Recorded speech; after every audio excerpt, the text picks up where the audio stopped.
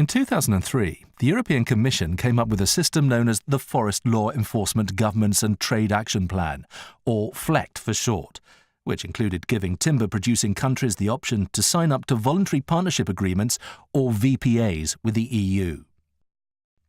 These bilateral trade agreements are voluntary because countries enter into negotiations voluntarily. However, once agreed, they legally bind the timber-producing country to only harvest and ship legally sourced timber to the EU.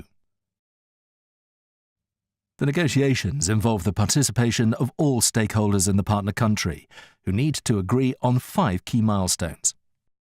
A definition of legal timber, taking national legislation into account. How the real-time online tracking or traceability system will work. How the legality and traceability will be verified. When and how FLEGT licenses will be issued. Lastly, independent audit arrangements are made.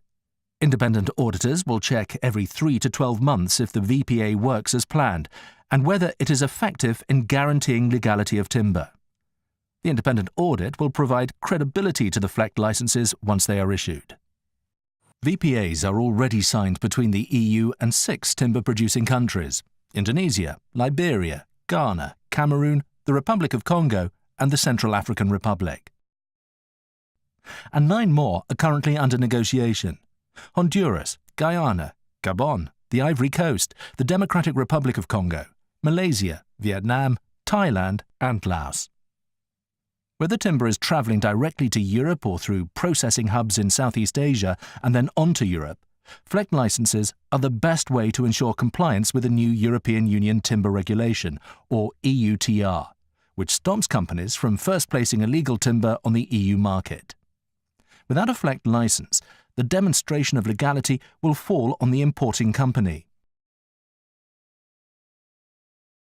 And it's not only the EU getting tougher on timber imports. Similar regulations have come into force in the US, Australia, New Zealand, and Japan.